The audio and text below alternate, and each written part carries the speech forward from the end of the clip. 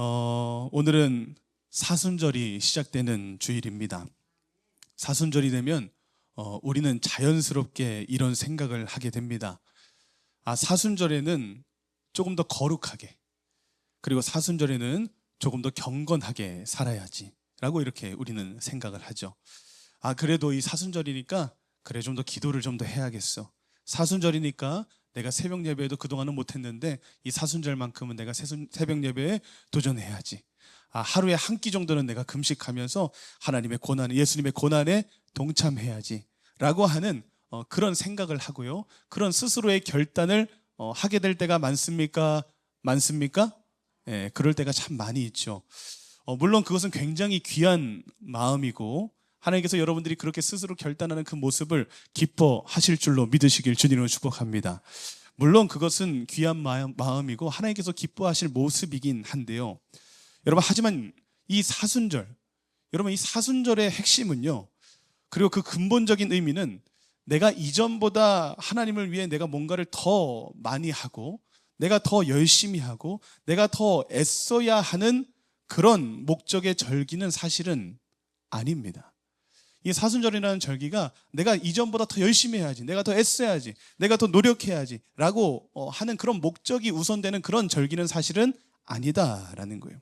이 사순절은 내가 하나님을 위해 뭔가를 더 많이 하고 더 열심히 해야 하는 그런 절기라기보다는, 사실 뭔가를 더 하기보다 하나님께서 나를 위해 얼마나 희생을 하셨고, 하나님이 나를 또 얼마나 사랑하시고 또 사랑하셨고 또 사랑하실 것인지에 대해서 우리가 더 묵상하며, 하나님이 나를 위해 얼마나 많이 낮아지셨는지, 그 하나님의 놀라운 그 은혜와 사랑을 우리가 생각하고 또 깊이 있게 묵상하고 또 집중하여 우리가 그 하나님의 그 사랑과 은혜를 바라보는 절기가 바로 이 사순절임을 여러분 기억하시길 주님의 이름으로 축복합니다.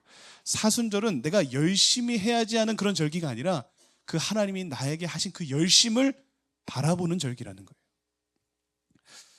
내가 주님을 위해 뭔가를 열심히 해야겠다라는 그 결심을 하기 이전에 먼저 우리는 하나님께서 나를 위해 무엇을 하셨고 나를 위해 무엇을 완성하셨는지를 먼저 생각해보고 바라봐야 하는 시간이 바로 이 사순절이라는 것이죠. 여러분, 제가 여러 번 말씀드립니다. 신앙은 순서가 중요하다고 했어요. 신앙생활을 할 때 여러분, 순서가 굉장히 중요합니다. 여러분, 먼저 열심히 하는 것이 먼저 되어서는 안 돼요. 열심히 먼저 되어서는 안 되고요, 우리가 먼저 해야 될 것은 무엇이냐?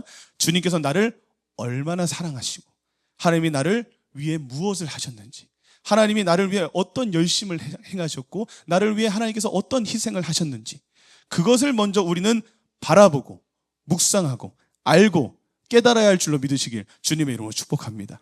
그것이 먼저 되어야 된다는 거예요. 그것이 먼저 될 때 우리가 먼저 하나님의 그 사랑과 그 은혜를 먼저 우리가 바라보고 깨닫고 깊이 있게 묵상하게 되면 어떻게 되느냐? 그러면 어떻게 됩니까? 그 다음 자연스럽게 우리에게 나타나는 모습이 무엇이냐? 주님을 위해 내가 열심히 해야겠다. 주님을 향한 그 열심이 비로소 그때 생기게 되는 것인 줄로 믿으시길 주님의 이름으로 축복합니다. 열심히 먼저 되어서야 되는 것이 아니라 우리가 그 하나님의 은혜와 사랑을 깊이 있게 묵상하고 생각하고 바라보고 깨닫게 되면 자연스럽게 찾아오는 모습이 무엇이냐? 내가 주님을 위해 열심히, 주님의 영광을 위해 열심히 살아야지, 내가 주님을 위해 무엇을 할 수 있을까 고민하는 그 모습이 자연스럽게 나타나게 될 줄로 믿으시길 주님의 이름으로 축복합니다. 그러니 여러분, 우리가 이 사순절을 보낼 때 우리에게 먼저 되어야 되는 모습은 무엇이냐? 내가 무엇을 열심히 해야지 결단하기 이전에 먼저 하나님이 나를 얼마나 사랑하시는지, 하나님이 나를 위해 어떤 희생을 하셨는지, 하나님이 나를 위해 어떤 열심을 내셨는지, 그것을 바라봄의 절기가 되시길 주님의 이름으로 축복합니다. 자, 바울은 지난 시간에 우리에게 이신칭의에 대한 그 은혜가 무엇인지에 대해서 우리에게 설명해 주었습니다. 우리는 소망이 있었습니까? 없었습니까? 우리는 소망이 없었어요. 우리는 이미 끝난 존재들이었고 전적으로 타락한 그런 죄인이었지만, 하나님의 전적인 은혜로 하나님의 하나뿐인 그 아들 예수 그리스도를 십자가에 달려 죽이심으로 말미암아 우리의 모든 죄값을 속량해 주셨고, 소망이 없던 우리에게 구원의 길을 열어주셨다라는 있다라는 것을 우리가 지난 시간에 함께 들었습니다. 그리고 우리가 예수님을 나의 그리스도로, 나의 구원자로 뭐하기만 하면 값없이 의롭다 하심을 얻게 해주셨다라는 거예요. 뭐하기만 하면, 믿기만 하면, 그 예수 그리스도를 믿기만 하면 하나님은 우리가 사실은 아직은 죄인이지만, 우리가 아직은 연약하지만, 아직도 부족하지만 하나님은 예수 그리스도를 그 믿는 믿음을 보시고 어떻게 해주시겠다라는 거예요? 의롭다고 어떻게 해주신다? 칭해 주시겠다라는 거예요. 너희가 의인이라고 내가 여겨주겠다라는 것이죠. 그것이 무엇이다라는 거예요? 이신칭의. 믿음으로 말미암아 의롭다 칭함을 받게 되는 그 은혜를 우리에게 허락해 주신다는 것을 여러분 기억하시길 주님으로 축복합니다. 그러니 여러분, 우리가 자랑할 것이 있습니까? 없습니까? 그래서 우리가 자랑할 것은 없는 거예요. 왜 우리가 자랑할 것이 없느냐? 내가 잘나서 구원받은 것이 아니라는 거예요. 내가 잘해서 구원받은 것이 아니고, 내가 정말 죄가 없고 내가 정말 선한 일을 많이 해서 구원받은 것이 아니라, 우리는 전적인 하나님의 뭘로 구원받았다라는 거예요? 전적인 하나님의 은혜로 구원을 얻었기 때문에 우리는 자랑할 것이 없고, 우리가 자랑을 해야 된다라면 무엇을 자랑해야 된다? 나를 구원하신 그 하나님의 그 은혜와 사랑을 자랑해야 되고, 나를 위해 십자가에 달려 죽으신 그 예수 그리스도를 우리는 자랑해야 될 줄로 믿으시길 주님의 이름으로 축복합니다. 우리는 오직 예수만 자랑할 수 있는 인생이다라는 거예요. 그래서 바울은 지난 시간에 이 믿음으로 말미암는 구원을 설명하기 위해서 아브라함과 다윗이라고 하는 유대인들이 가장 존경하고 가장 사랑하는 그 믿음의 인물들을 증인으로 세워서 믿음으로 말미암아 의롭게 된다라고 하는 그 이신칭의의 은혜를 지난 시간에 설명했었다라는 것이죠. 자, 그리고 오늘 바울은 이제 지난 시간에 이어서 우리가 믿음으로 말미암아 의롭게 되고 구원을 얻게 된다라고 분명히 선언을 했는데, 그렇다면 우리를 구원을 얻게 하기 위해 유일하게 우리에게 요구되는 그 조건인 이 믿음이란 과연 무엇인가? 우리가 의롭다함을 받게 하는 그 믿음인 과연 어떤 믿음이라고 말하는가? 우리를 구원에 이르게 하는 믿음이란 과연 어떤 믿음이 우리를 구원에 이르게 하는 믿음인가라는 것에 대해서 오늘은 설명하고 있는 것을 우리는 확인할 수 있게 됩니다. 우리가 구원을 얻게 하는 그 믿음의 모습은 과연 어떤 모습이 믿음의 모습인가라는 것을 오늘은 설명하고 있다라는 것이죠. 바울은 이 믿음에 대해 설명하기 위해 오늘 또다시 믿음의 조상 아브라함을 소환합니다. 그러면서 18절에 그의 믿음을 설명하기 위해 이렇게 설명합니다. 18절에 보니까 이렇게 말합니다. 아브라함이 바랄 수 없는 중에 바라고 믿었으니, 이렇게 말하죠. 바울은 우리에게 우리가 구원에 이르게 되는 그 믿음은 무엇인지에 대해서 설명하기 위해서 누구의 믿음을 다시 빗대어 설명하고 있어요? 아브라함의 믿음을 빗대어 우리에게 설명하고 있습니다. 근데 그 아브라함의 믿음은 어떤 믿음이었느냐? 바랄 수 없는 중에 바라고 믿는 믿음이었다. 결국 바울은 우리에게 이 아브라함과 같은 믿음이 있어야 된다는 것을 말하고 있는 것입니다. 우리가 아브라함을 믿음의 조상이라고 말하죠. 이 믿음의 조상이라는 이름은 괜히 붙여진 것이 아닌 줄로 믿습니다. 왜냐하면 아브라함의 이 믿음이요, 바로 우리를 구원에 이르게 하는 그 믿음으로서의 표준이 되기 때문에, 이 아브라함의 믿음이 우리를 구원받기 위해 우리가 소유해야 될 진정한 믿음의 표준이고, 우리의 이상적인 믿음의 모델로서 이 아브라함의 믿음이 나타나고 있기에, 이 아브라함의 믿음은 우리가 그래서 아브라함을 믿음의 조상이라고 부르고, 이 아브라함의 믿음은 우리의 믿는 자들의 표준이 되어야 되고 우리의 믿음의 모델이 되어야 됨을 여러분 기억하시길 주님으로 축복합니다. 그런데 그 아브라함의 믿음은 어떤 믿음이냐? 바랄 수 없는 중에 바라고 믿는 믿음이다라는 것이죠. 사랑하는 여러분, 우리는 바랄 수 없는 중에, 도저히 바랄 수 없는 중에 바랄 수 있고 믿을 수 있는 그 믿음이 저와 여러분들에게 있어야 될 줄로 믿으시길 주님의 이름으로 축복합니다. 그런데 여러분, 이 믿음이 말처럼 쉬운 믿음이겠습니까? 바랄 수 없는 중에 바란다라는 것, 도저히 바랄 수 없는 상황 중에서 믿는다라는 것, 그게 쉬운 믿음이겠습니까 여러분? 그것은 생각보다 그렇게 결코 쉬운 믿음은 아니다라는 것이죠. 여러분, 아브라함이 이 지금 말하고 있는 이 바랄 수 없는 중에 바라고 믿는 믿음은 어떤 믿음인지에 대해서 이어서 또 이렇게 설명합니다. 아브라함이 그가 이 믿음을 갖고 있을 때의 그의 상황이 어땠느냐? 19절에 이렇게 말하죠. 그가 100세가 되어 자기 몸이 죽은 것 같고 사라의 태가 죽은 것 같음을 알고도 믿음이 약하여지지 아니하고, 이렇게 말합니다. 여러분, 아브라함의 이 믿음의 모습이 언제 믿음의 모습이었느냐? 아브라함이 이미 100세가 되었을 때. 아브라함이 이미 100세가 된 상태였고 그의 아내 사레가 이미 90세가 되었을 때. 하나님께서 약속을 주신 지가 이미 25년이라는 시간이 흐른 그런 상태였을 때. 이미 생물학적으로는 아이를 가질 수 없는 그런 상황이었고요. 의학적으로 아이를 가질 수 있는 그 확률은 빵프로였을 때. 도저히 그가 아이를 가질 수 있다는 것을 도저히 기대할 수 없고 바랄 수 없었을 때, 그래서 19절에 이렇게 말하는 거예요. 그들의 몸에 대해서 그는 뭐라고 말하느냐? 우리의 몸은 이미 어떤 몸과 같다라는 거예요? 죽은 몸과 같다라는 거예요. 도저히 아이를 잉태할 수 없는 그때 아브라함은 어떻게 했다라는 거예요? 이 바랄 수 없는 중에 바라고 믿었다라는 것이죠. 그리고 그 믿음이 약하여지지 않았다라고 이렇게 말하고 있습니다. 여러분, 여기서 중요한 것은 무엇이냐면, 여러분, 아브라함이 지금 현실을 부정하고 현실을 무시하고 있는 것이 아니었다라는 거예요. 아브라함은 자신의 그 현실을 모르고 있지 않았다라는 거예요.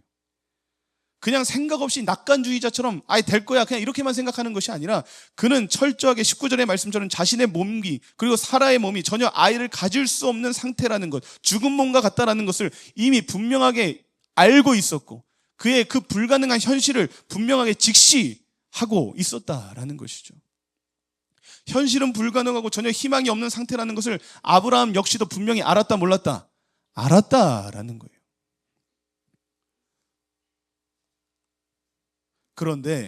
그런데도 아브라함은 지금 그런 상태에서 믿었고 믿음이 약하여지지 않았다라고 말하고 있다는 거예요. 그럼 어떻게 그럴 수 있었느냐? 그가 어떻게 이렇게 바랄 수 없는 중에, 도저히 현실적으로는 불가능한 이 상황 속에서 어떻게 바랄 수 있었고 어떻게 믿을 수 있었느냐? 18절의 말씀을 다시 읽어보니까 그 이유가 이렇게 나옵니다. 18절을 보니까 아브라함이 바랄 수 없는 중에 바라고 믿었으니 이는 내 후손이 이 같으리라 하신 말씀대로 많은 민족의 조상이 되게 하려 하심이라, 이렇게 말합니다. 아브라함이 현실이 불가능하다는 것을 다 알고 있었고 전혀 자신은 아이를 가질 수 없는 상황과 환경이라는 것을 분명히 알고 있었지만, 그럼에도 불구하고 그가 이렇게 믿을 수 있었고 바라고 하나님 앞에 끝까지 믿을 수 있었던 그 이유는 무엇이었느냐? 하나님께서 분명히 자신에게 말씀하셨다는 거예요. 하나님께서 분명히 자신에게 약속하셨기 때문이다라는 거예요. 반드시 하나님께서 나에게 자손을 주실 것이고 그 자손이 저 하늘의 별과 같이 하시겠다라고 분명히 하나님께서 약속하셨고 말씀하셨기 때문에 아브라함은 상황과 환경은 불가능하다라고 말하지만 그럼에도 그는 끝까지 바라고 그 약속을 바라보며 믿을 수 있었다라는 것이죠. 여러분, 우리에게 어떤 믿음이 있어야 하는 것입니까? 어떤 믿음이 있어야 되는 것이냐?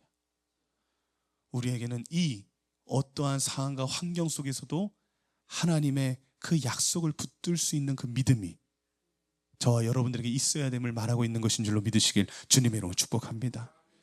여러분, 믿음은 상황과 환경을 무시하는 것이 아닙니다. 믿음은 상황과 환경을 무시하는 것이 아니에요. 믿음은요, 그 어떠한 상황과 환경보다도 하나님의 약속을 더 크게 바라보는 것인 줄로 믿으시길 주님으로 축복합니다. 물론 나의 상황과 환경도 큽니다. 나에게 찾아와 있는 이 위기와 그 어려움과 그 불가능한 그 문제들도 너무나도 큰 문제이죠. 하지만 그 큰 문제보다 뭘 바라보는 거예요? 더 큰 하나님의 약속을 바라보는 거예요.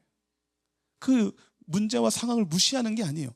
그 상황과 문제가 있음에도 우리는 더 큰 능력이 있는 하나님의 약속을 바라보는 것이다.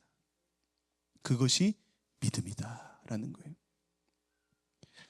여러분, 하나님의 말씀은, 하나님의 약속은 모든 것을 초월하는 힘이 있는 줄로 믿으시길 주님의 이름으로 축복합니다. 말로만 믿지 마십시오. 하나님의 말씀은, 하나님의 약속은 여러분들의 모든 상황과 환경을 뛰어넘을 수 있다는 거예요. 말씀에는 창조의 능력이 있는 줄로 믿습니다. 하나님의 약속은 모든 것을 초월할 수 있음을 여러분 정말 믿으셔야 된다라는 거예요. 말로만 믿어서는 안 된다라는 거예요. 아무리 상식적으로는, 아무리 현실적으로는, 아무리 과학적으로는, 아무리 의학적으로는 불가능하고 확률이 0%이다 할지라도 하나님께서 나에게 말씀하시고 하나님께서 나에게 약속하신 것이라면 된다고 하는 그 믿음, 그것이 바로 아브라함의 믿음이고, 그것이 바랄 수 없는 중에 바라고 믿는 진정한 믿음이고, 우리를 구원에 이르게 하는 믿음인 줄로 믿으시길 주님의 이름으로 축복합니다. 이 믿음이 하나님의 약속을 성취하게 만든다라는 거예요. 그 약속을 끝까지 바라볼 수 있는 그 믿음이 이삭을 갖게 한 것인 줄로 믿으시길 주님의 이름으로 축복합니다.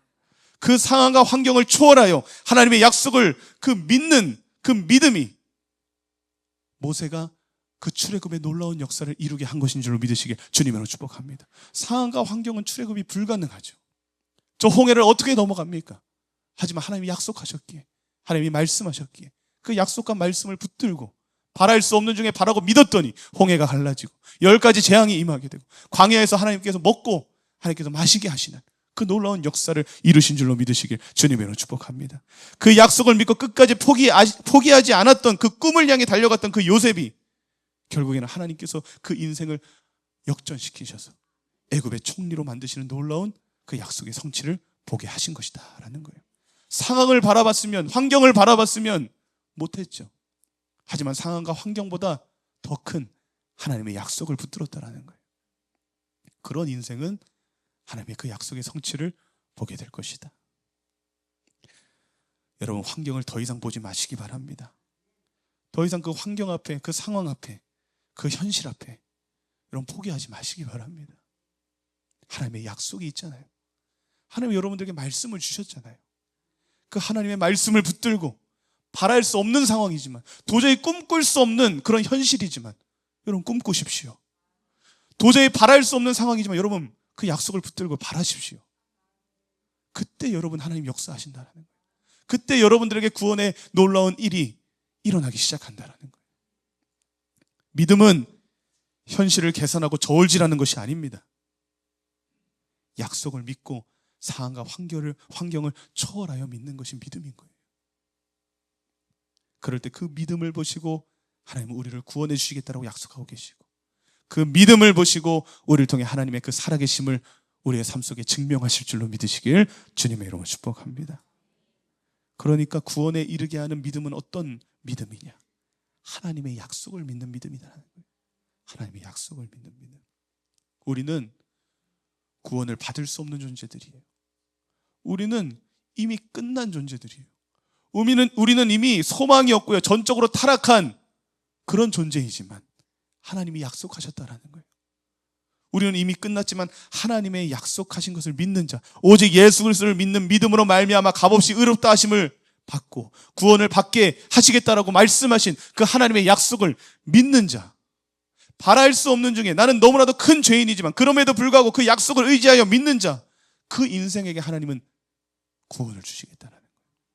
구원을 받을 수 없는 인생이지만, 구원을 도저히 꿈꿀 수 없는 인생이지만 그럼에도 그 하나님의 약속을 믿고 믿음으로 말미암아 내가 너를 구원하겠다 라고 약속하신 그 약속을 믿고 믿는 자에게는 구원의 은혜가 임하게 될 줄로 믿습니다. 그것이 아브라함의 믿음인 거예요. 그것이 구원에 이르게 하는 믿음인 거예요. 이어서 바울은 20절에 이렇게 말합니다. 20절의 말씀 한번 같이 읽어보겠습니다. 시작. 믿음이 없어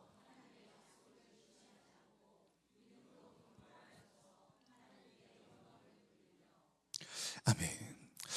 아브라함은 믿음이 없어 하나님의 약속을 의심하지 않았다라고 이렇게 말합니다. 아브라함은 의심하지 않았다라고 말해요. 그런데 여러분들도 잘 아시겠지만요, 아브라함이 이 약속이 성취되기까지 정말 단 한 번도 의심하지 않았을까요? 아브라함이 정말로 단 한 번도 그 믿음이 흔들리지 않았을까요? 여러분 아시잖아요. 아브라함이 흔들렸어요, 안 흔들렸어요? 흔들린 적도 있었어요. 의심한 적이 있었어요, 없었어요? 의심한 적도 있었다라는 것을 우리는 성경을 통해 알고 있습니다. 그 약속을 기다리다 지쳐가지고 여종 하갈을 통해서 이스마엘을 낳기도 했고요. 그리고 하나님께서 이 약속을 말씀하실 때에 비웃으면서 불가능하다라고 생각하며 하나님을 의심하는 그 모습도 아브라함에 있었어요, 없었어요? 있었다라는 거예요. 분명히 의심했었고 흔들릴 때가 있었다라는 것이죠. 그런데도 오늘 성경은 뭐라고 말하느냐? 아브라함이 의심하지 않았다라고 이렇게 평가를 합니다. 왜 이런 평가를 하는 것일까? 왜 아브라함은 흔들리지 않았고 그는 끝까지 그는 믿음이 더욱 굳건해졌다라고 이렇게 말하고 있는가? 왜냐하면 여러분, 하나님께서요, 사실 우리에게 하나님께서 중요하게 보시는 그 중점은 무엇이냐? 하나님께서 우리의 믿음을 보실 때 하나님께서 무엇에 중점을 두고 보시느냐? 우리가 정말 하나님의 약속 앞에 전혀 의심하지 않기를, 정말 한치의 그런 의심도 하지 않는 그런 모습을 하나님께서 우리에게 기대하시고 전혀 흔들리지 않는 그런 모습을 하나님께서 중요하게 여기시느냐? 하나님의 중점은 사실 그 포인트에 있지 않다라는 거예요. 하나님이 우리의 믿음을 바라보실 때 바라보는 그 중점과 그 포인트는 무엇이냐? 우리가 비록 때로는 의심할 수 있지만, 우리가 때론 흔들릴 수도 있지만, 결국에 너희는 어떤 선택을 할 것이냐라는 거예요. 하나님은 우리의 결국을 보시는 줄로 믿으시길 주님으로 축복합니다. 하나님은 우리가 한치도 흔들리지 않고 한치도 의심하지 않는 그런 모습을 우리에게 기대하시는 것이 아니라, 그런 의심과 그런 흔들리는 과정이 있을지라도 너희들이 결국에는 어떤 선택을 할 것이냐라는 것을 하나님은 보신다. 여러분, 믿음은요, 전혀 의심이 없는 상태를 말하는 것이 아니라는 거예요.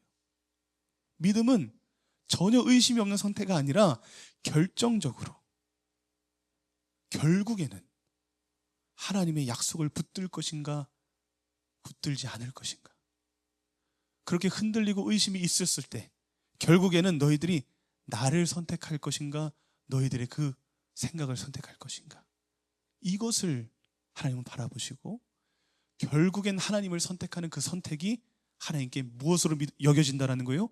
믿음으로 여겨진다라는 거예요. 여러분, 우리가 전혀 의심하지 않을 수는 없습니다. 여러분, 목사인 저라고 의심이 없을까요?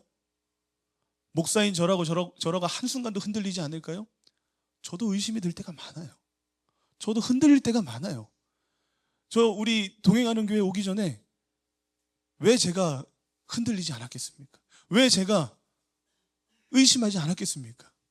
그런데요, 하나님은 무엇을 보시느냐? 의심하는 그 모습을 보시는 것이 아니라 그 의심이라고 하는 그 과정을 너희들이 통과하여 결국에는 어떤 선택을 할 것이냐 라는 것을 하나님은 보신다라는 거예요. 여러분은 어떤 선택을 하면서 살아가고 계십니까? 여러분, 흔들리지 않습니까? 여러분, 의심하지 않으세요? 여러분도 매일 의심하시잖아요. 매일 흔들리고 계시잖아요. 근데 여러분, 그 흔들림과 그 의심 속에 여러분들은 과연 결국 무엇을 선택하느냐라는 것을 하나님은 오늘 우리에게 묻고 계시는 줄로 믿으시길 주님의 이름으로 축복합니다. 우리 흔들릴 수 있습니다. 때론 넘어질 수 있습니다. 하지만 진정한 믿음의 소유자는요, 아브라함과 같이 결국 하나님을 선택하는 거예요. 약속을 끝까지 붙드는 거예요. 포기하지 않고 하나님의 그 약속하신 것들을 바라고 믿는 것, 그것이 하나님이 원하시는 진정한 믿음의 모습인 줄로 믿으시길 주님의 이름으로 축복합니다. 그리고 그럴 때 20절의 말씀처럼 그렇게 흔들리고 의심하고 결국에는 하나님을 선택할 때에 우리의 믿음은 더욱더 견고해질 줄로 믿으시길 주님의 이름으로 축복합니다. 자,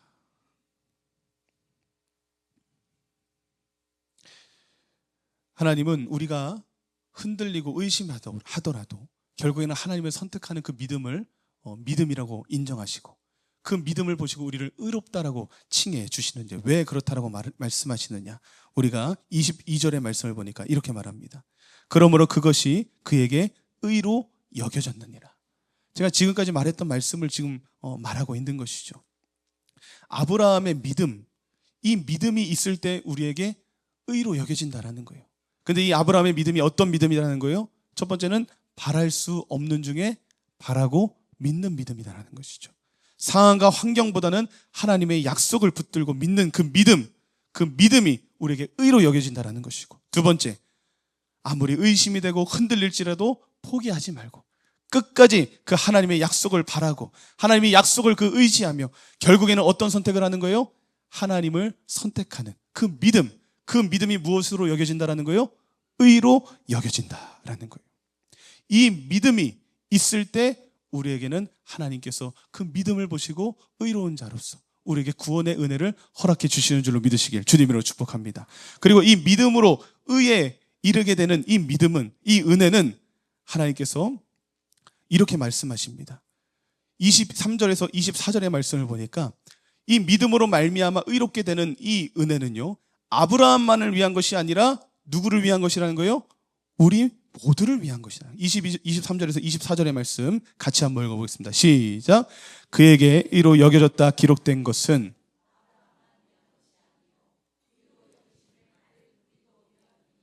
곧 우리 죽은 자 가운데서 살리신 이를 믿는 자니라. 아멘. 자, 무엇을 믿는 자에게 아브라함과 같은 의를 하나님께서 동일하게 허락해 주시겠다라고 말씀하시느냐? 24절에 이렇게 말합니다. 곧 예수 그리스도를 죽은 자 가운데서 다시 살리신 하나님을 뭐하는 자? 믿는 자. 예수 그리스도를 죽은 자 가운데서 다시 살리시는 그 하나님을 믿는 자에게 아브라함과 같은 의를 허락해 주시겠다. 이렇게 말하고 있는 거예요.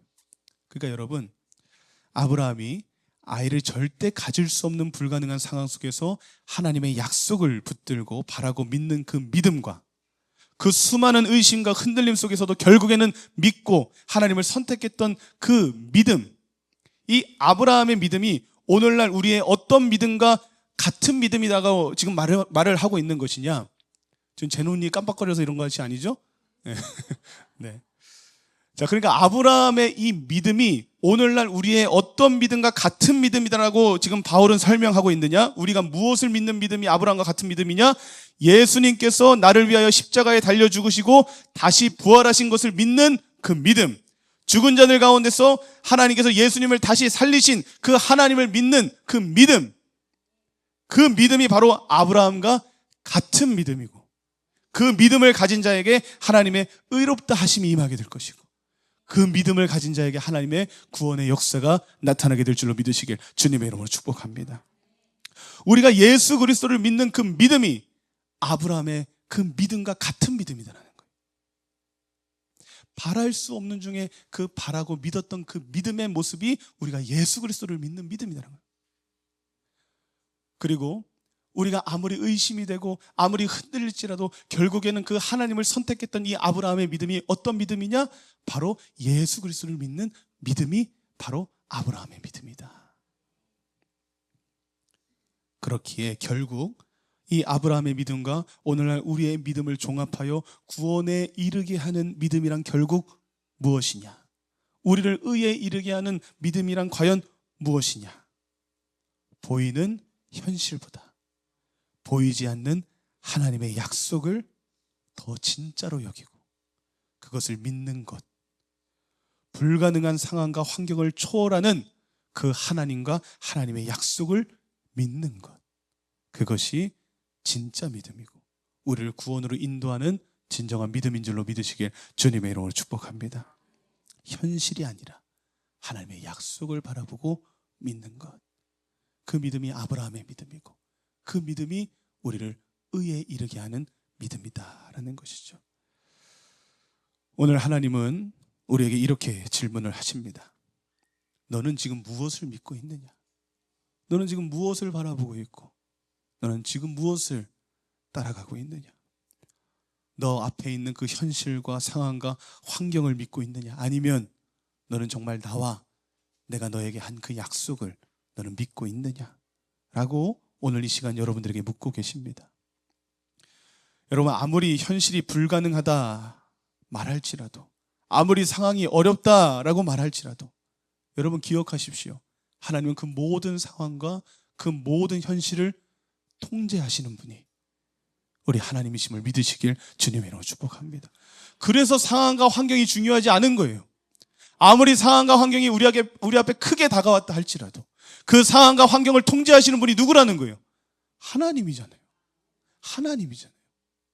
그러니 우리는 현실을 현실 앞에 포기하고 현실 앞에 무너지는 것이 아니라 어떠한 현실과 어떠한 상황이 있더라도 그 상황과 현실을 통제하시는 그 하나님을 바라보면 되는 줄로 믿으시길 주님으로 축복합니다. 그리고 하나님의 약속 역시 그 모든 상황과 현실을 초월할 수 있는 능력이 있음을 여러분 정말 믿으셔야 된다는 거예요. 그것을 믿는 믿음이 아브라함의 믿음이요, 그것을 믿는 믿음이 예수 그리스도를 믿는 믿음이요, 그것을 믿는 믿음이 저와 여러분들을 의에 이르게 하고 진정한 구원에 들어가게 하는 줄로 믿으시길 주님의 이름으로 축복합니다. 그리고 여러분, 보이는 현실을 너무 크게 보지 마십시오. 이번 사순절 기간 여러분 보이는 그 현실보다 하나님의 약속을 믿으시고 항상 결국에는 의심할 수도 있어요. 여러분 흔들릴 수도 있어요. 넘어질 수도 있어요. 근데 하나님은 무엇을 보신다라는 거예요? 결국을 보신다라는 거예요. 여러분 결국에는 하나님을 선택하시기 바랍니다. 결국에는 하나님의 말씀을 의지하여 여러분 행동하시기 바랍니다. 그 믿음의 모습이 저와 여러분들에게 의의가 될 것이고 저와 여러분들을 구원에 이르게 할 줄로 믿습니다. 이번 사순절 기간 현실과 상황이 아니라 여러분 하나님의 약속을 바라보며 정말 항상 결국에는 항상 주님만을 선택할 수 있는 그런 믿음의 모습으로 이 사순절을 보낼 수 있는 복이 저와 여러분들에게 있기를 주님으로 축복합니다.